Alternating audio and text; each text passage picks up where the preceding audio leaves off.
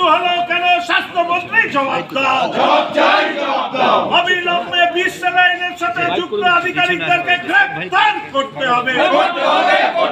সংক্রমিত স্যালাইনের জন্য Uttarbanga medical college ও হাসপাতালে প্রসূতি মহিলার মৃত্যুতে ফের একবার স্বাস্থ্য ব্যবস্থা নিয়ে উঠছে প্রশ্ন।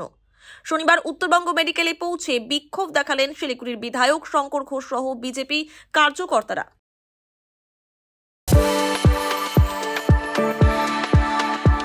We are the dreamers, the achievers, and the leaders. Come, join us today. শুক্রবার উত্তরবঙ্গ মেডিকেল কলেজ ও হাসপাতালে মৃত্যু হয় জলপাইগুড়ির বাসিন্দা শান্তনা রায়ের। গত 29 ডিসেম্বর প্রসব যন্ত্রণা নিয়ে জলপাইগুড়ি মেডিকেল কলেজে ভর্তি হয়েছিলেন মহিলা। সেখানে পুত্র সন্তানের জন্ম দেন তিনি। পরিবারের অভিযোগ, প্রসবের পরে স্যালাইন ও ইনজেকশন দিতেই শান্তনা দেবীর শারীরিক অবস্থার অবনতি হয়। এরপর গত 2 জানুয়ারি তাকে উত্তরবঙ্গ মেডিকেল কলেজ ও হাসপাতালে স্থানান্তরিত করা হয়। এরপর জানা যায় প্রসূতি মহিলার 2টি কিডনি বিকল হয়ে গিয়েছে। তাকে আইসিইউতে রাখা হয়। তার শরীরে ক্রিয়েটিনিনের পরিমাণ বাড়তে থাকে। এর ফলে আরও সংকটজনক হয়ে পড়েন তিনি। শুক্রবার দুপুরে মৃত্যু হয় প্রসূতির। ঘটনার পর আজ উত্তরবঙ্গ মেডিকেল কলেজ ও হাসপাতালে পৌঁছে বিক্ষোভ দেখান বিধায়ক শঙ্কর ঘোষ। উত্তরবঙ্গ মেডিকেলের এমএসভিপি প্রফেসর ডক্টর সঞ্জয় মল্লিকের সঙ্গে কথাও বলেন বিধায়ক। এদিন বিধায়ক শঙ্কর ঘোষ বলেন, এটা মৃত্যু নয়, আমি দয়া করে বলবো মৃত্যু বলবো, এটা হচ্ছে হত্যা। এই কারণে যে আরএল স্যালাইনের 20 স্যালাইন, আরএল স্যালাইন নয় 20 স্যালাইন, তার কারণে রোগী অসুস্থ হয়ে যাওয়া, সেখান থেকে আমাদের উত্তরবঙ্গ মেডিকেল কলেজে নিয়ে আসা, ডায়ালিসিস করানো এবং পরবর্তীকালে ভেন্টিলেশনে যাওয়ার পরে দেখা যায় যে ভেন্টিলেশনে থাকা পেশেন্টকে ডায়ালিসিস দেওয়ার প্রশ্নে যে পোর্টেবল ডায়ালিসিস মেশিন সেটি না থাকার কারণে ডায়ালিসিস না হয়ে সেই পেশেন্টের মৃত্যু ঘটেছে। এটা অত্যন্ত দুর্ভাগ্যজনক যে উত্তরবঙ্গ মেডিকেল কলেজ এরকম নোডাল একটা এজেন্সি উত্তরবঙ্গের, সেখানে পোর্টেবল ডায়ালিসিস মেশিন নেই।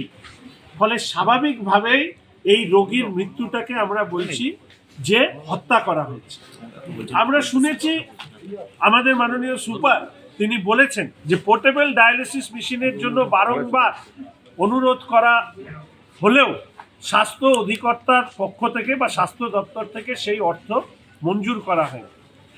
খেলা মেলায় টাকা খরচা করা হয়, সেই নিয়ে সবাই দুহাত তুলে যারা নাচেন, আজকে তারা মাত্র 10.5 লক্ষ টাকার একটা পোর্টেবল ডায়ালিসিস মেশিন থাকলে এই পেশেন্টটা বেঁচে যেতে পারে।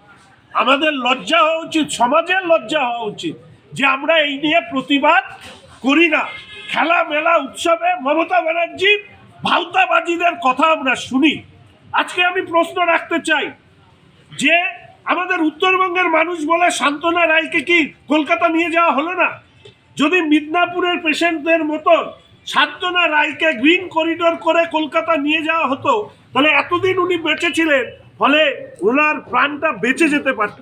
শুধু উত্তরবঙ্গের লোক বলে, মমতা ব্যানার্জি আপনি শুনে রাখুন, শুধু উত্তরবঙ্গের লোক বলে আজকে শান্তনা রায়কে গ্রিন করিডোর করে নিয়ে যাওয়া হয়নি, তাহলে আজকে উনি বেঁচে যেতে পারতেন। লজ্জা হয় না আপনি? আপনি এখানে আসেন আর ভাউতাবাজি দেন। ভাউতাবাজির সীমা থাকা দরকার যে উত্তরবঙ্গ মেডিকেল কলেজে 10.5 লক্ষ টাকা দিয়ে একটা পোর্টেবল ডায়ালিসিস মেশিন আপনারা দেননি। আরে আমাদেরকে বলতেন, আমরা দিয়ে দিতাম। আমাদের বিধায়কদের টাকা, আমাদের এমপিদের টাকা আমরা দিয়ে দিতাম। টাকা দিলে নেন না, আর এখানে আছে ভাউতাবাজির কথা বলেন।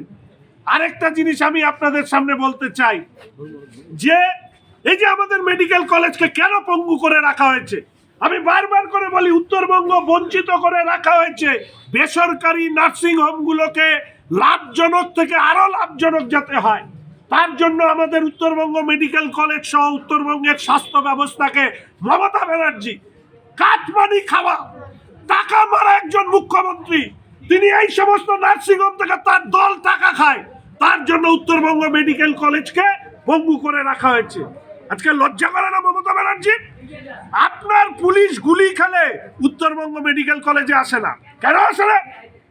আপনার পুলিশ গুলি খাওয়ার পরে কেন মেডিকেল কলেজে আসে না, কেন নার্সিংহোমে পাঠান আপনারা?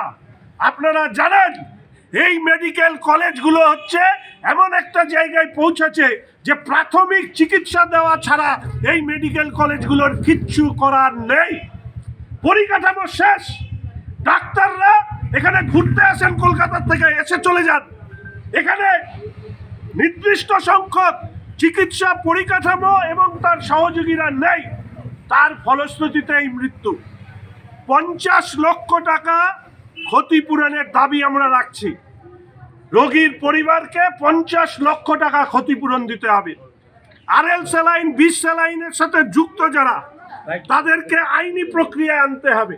আপনারা জানেন যে আমি কলকাতা যাওয়ার আগে আরএল স্যালাইনের বিরুদ্ধে, অধিকর্তাদের বিরুদ্ধে, স্বাস্থ্য দপ্তরের বিরুদ্ধে এফআইআর করেছি। শুভেন্দুদা কলকাতায় করেছেন, হাইকোর্টে পিআইএল দাখিল করা হয়েছে। আজকে আমি আপনাদেরকে বলছি, এই রোগীর মৃত্যুর জন্য তার পরিবারের সাথে আমার প্রাথমিকভাবে কথা হয়েছে, তারা বাইরে আছেন। তাদের সাথে কথা বলে ঠিক একইভাবে এই মেডিকেল কলেজের বিরুদ্ধে আমি আজকেই বিকালে থানায় এফআইআর দায়ের করব। এবং আমরাও দেখতে চাই আইন তার ক্ষমতা কতখানি, আর যারা এই ধরনের অপকীর্তি করছেন তাদের ক্ষমতা কতখানি। আমার খুব অবাক লাগলো যে সুপার সাই মেডিকেল কলেজের তিনি কতখানি অসহায়, যে পোর্টেবল ডায়ালিসিস মেশিনের টাকা চাওয়ার পরেও মাত্র 10.5 লক্ষ টাকা, সেই টাকা তারা পাচ্ছে না। সুপার স্পেশালিটি হাসপাতাল দিদিমণি কতগুলো তৈরি করেছে, তো আমি বিধানসভায় জিজ্ঞেস করেছিলাম যে এমন সুপার স্পেশালিটি হাসপাতাল আপনি বানিয়েছেন। নন্দীগ্রামে এক খেলোয়াড় আহত হলো, আহত মানে পাটা মচকে গেল, সেই পা মচকানো পর্যন্ত নন্দীগ্রামের সুপার স্পেশালিটি হসপিটালে সেটা ঠিক করার জায়গা নেই। ফলে এই ধরনের সুপার স্পেশালিটির ভাওতা বন্ধ হোক। নর্থ বেঙ্গল মেডিকেল কলেজে যে সুপার স্পেশালিটি হাসপাতাল কেন্দ্রের সরকারে, তার আউটডোর চলে কিন্তু ইনডোর চলে না। কেন চলে না? তার জবাবদিহি তো এখান থেকে কর্তৃপক্ষকে করতে হবে। দীর্ঘদিন ধরে মেশিন নষ্ট হচ্ছে, বাইরে যন্ত্র পড়ে আছে, সিলিং ভেঙে পড়ছে।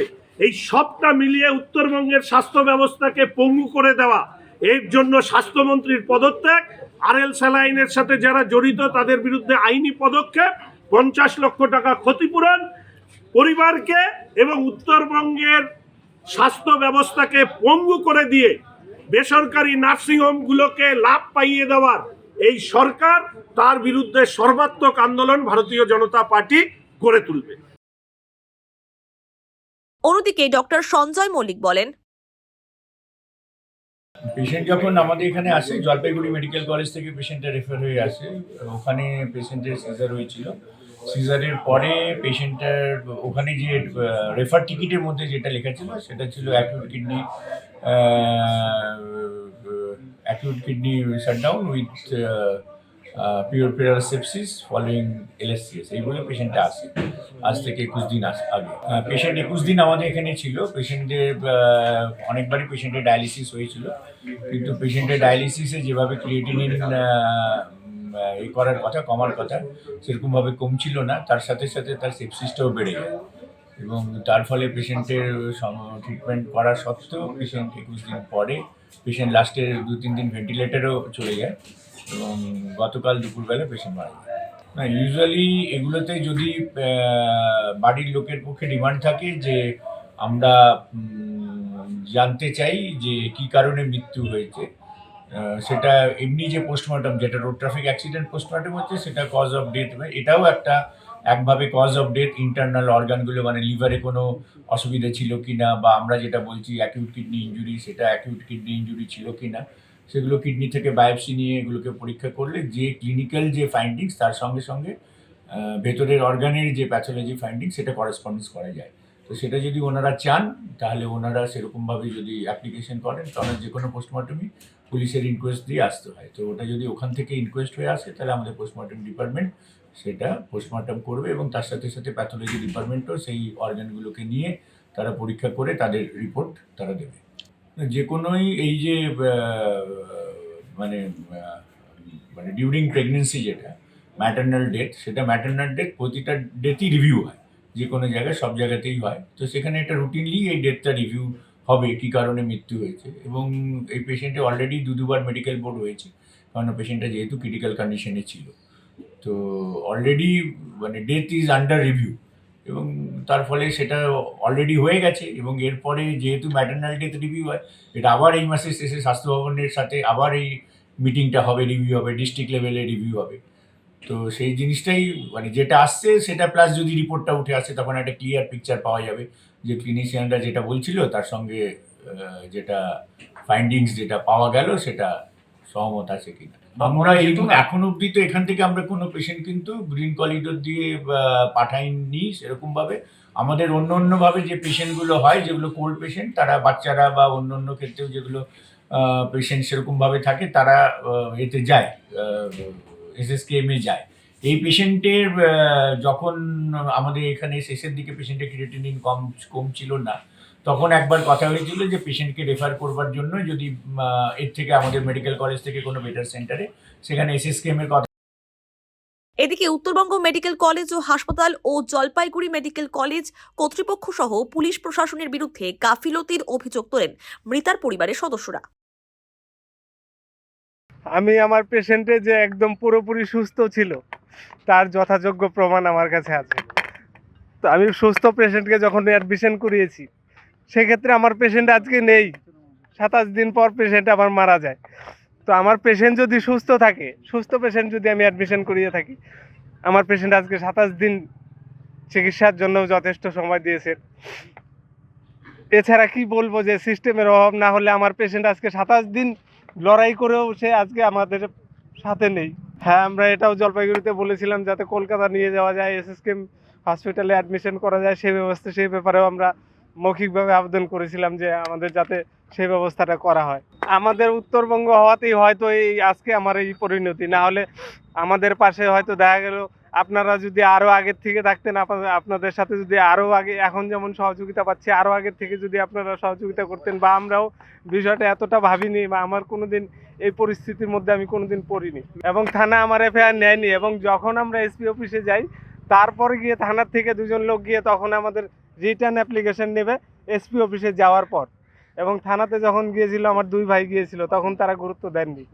আমরা কমপ্লেন করেছি, আমরা কি সহযোগিতা পেয়েছি? কোনো সহযোগিতা পাইনি। কমপ্লেন করার সত্ত্বেও, আমরা লিখিতভাবে কমপ্লেন করেছি, তার সত্ত্বেও আমরা কোনো সহযোগিতা, সেটা জলপাইগুড়িতে বেশি হয়েছে। এবং আমাদের এই শিলিগুড়ি নর্থ বেঙ্গল এই ফাঁড়িতে এসেছিলাম, ওনারা বলেছেন যে যেহেতু একটা কমপ্লেন ওখানে করেছে, সে ওখানে করে দিন।